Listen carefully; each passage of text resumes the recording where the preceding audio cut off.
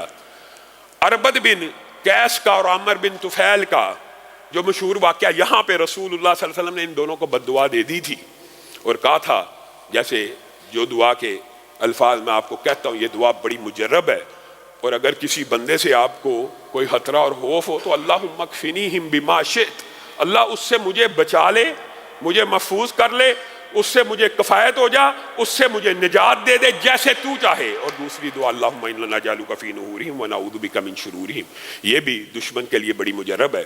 تو رسول اللہ صلی اللہ علیہ وسلم نے اس واقعے کے اندر یہ دعا پڑھی تھی اللہم اکفنی والی۔ عامر بن طفیل رسول اللہ صلی اللہ علیہ وسلم کی بارگاہ میں حاضر ہوا اور کہنے لگا، میں جرنیل ہوں، میں لشکر کا سپہ سالار ہوں، اسلام قبول کروں گا تو مجھے کیا ملے گا؟ رسول اللہ صلی اللہ علیہ وسلم نے کہا، جو باقی مسلمانوں کا حق ہوگا تجھے بھی وہ حق ضرور ملے گا۔ مراد یہ تھی کہ مال غنیمت کے اندر بھی تو حصہ دار ہوگا، اسباب میں بھی تو حصہ دار ہوگا، جو دیگر مسلمانوں کے معاملات چلیں گے تیرے بھی چل جائیں گے، اسلام کو قبول کر۔ یہ بار بھائی ہے تھوڑی جی جالی اس پر سے کرو، اسلام کو قبول کر۔ رسول اللہ صلی اللہ علیہ وسلم کو کہنے لگا، اسلام کو قبول کرتا ہوں، خلافت کا امیدوار ہوں، مجھے خلافت عنایت کر دیں تو میں ابھی اسلام کو قبول کر لیتا ہوں۔ رسول اللہ صلی اللہ علیہ وسلم نے کہا، خلافت تو تجھے قیامت کی دیواروں تک بھی نہیں ملنی، نہ خلافت تجھ میں نہ تیرے گھرانے میں آنے والی ہے، خلافت کا تجھے کوئی بھی حصہ نہیں ملے گا۔ ہاں البتہ ایک چیز کا تجھ سے وعدہ کرتا ہوں کہ لشکر کی عمارت، تو اسلام قبول کر، تو جنگجو ہے، تو جرنیل ہے، تو سپہ سالار ہے، تجھے لشکر کی سپہ سالاری سونپ دی جائے گی، مسلمانوں کے لشکروں کی تو قیادت کرے گا، جہاد فی سبیل اللہ کرے گا، کوئی تھوڑا مقام و مرتبہ نہیں ہے امیر لشکر کا۔ کہنے لگا، لشکر کا امیر تو میں ابھی بھی ہوں، آپ مجھے کیا اضافی چیز دیتے ہیں؟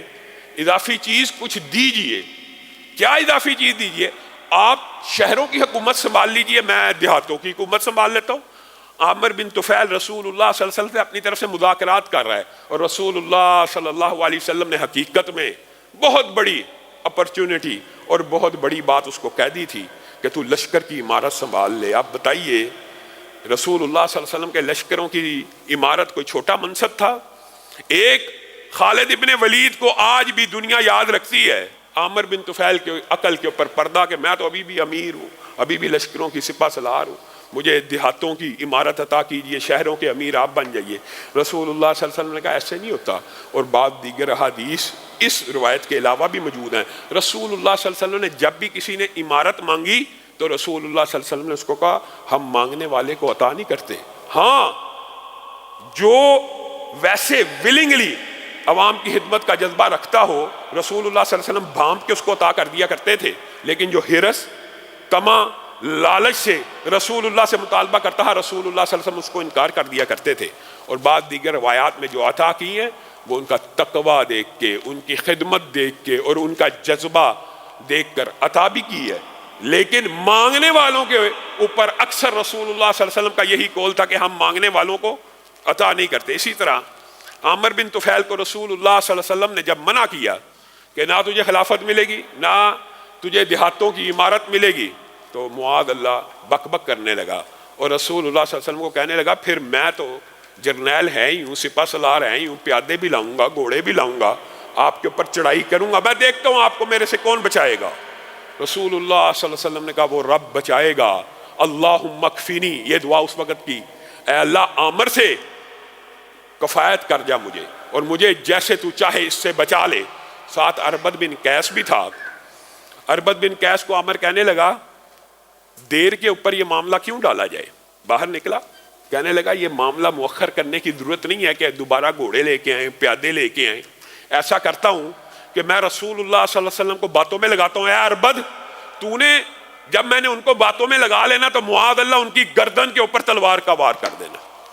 اربد کہنے لگا ٹھیک ہے، معاہدہ طے پایا۔ عامر دوبارہ رسول اللہ صلی اللہ علیہ وسلم سے باتوں میں متوجہ کرنے کے لیے آپ سے دوبارہ مذاکرات شروع کر دیا۔ رسول اللہ صلی اللہ علیہ وسلم اس سے بات کرتے رہے۔ اب عامر بن طفیل دیکھ رہا ہے کہ اربد تلوار نہیں چلا رہا، ہم نے تو یہ بات طے کی تھی میں رسول اللہ کو اپنی طرف متوجہ کروں گا، وہ پیچھے سے حملہ کر دے گا۔ کافی دیر گزر گئی تو عامر بن طفیل بار بار اربد کی طرف دیکھنے لگا تو رسول اللہ صلی اللہ علیہ وسلم نے بھانپ لیا کہ یہ میرے پیچھے کسی کو دیکھ رہا ہے۔ رسول اللہ نے مڑ کے دیکھا تو رسول اللہ صلی اللہ علیہ وسلم کو سمجھ آ گئی۔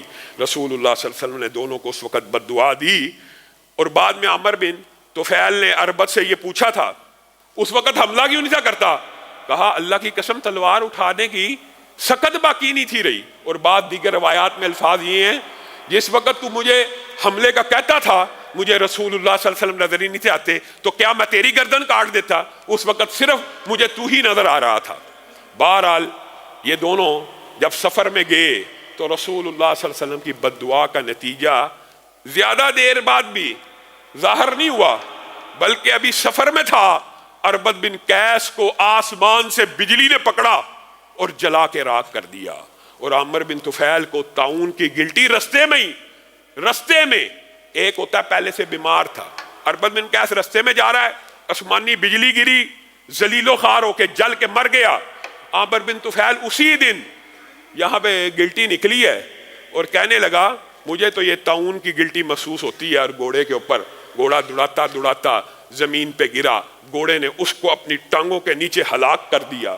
رسول اللہ صلی اللہ علیہ وسلم کو اللہ رب العزت نے لوگوں سے بچایا، یہ قرآن کی آیت ہے واللہ یعصمک من الناس، لوگوں سے اللہ تعالیٰ آپ کو محفوظ رکھے گا، ان شانیک هو الابتر، یہ حکم قیامت تک کے لیے ہے۔ بعض کو دنیا کے اندر لوگوں کے سامنے نشان عبرت بنا دیا، اور نشان عبرت بنانے کے بعد بھی قیامت کے دن بھی ان کو نشان عبرت اللہ بنائے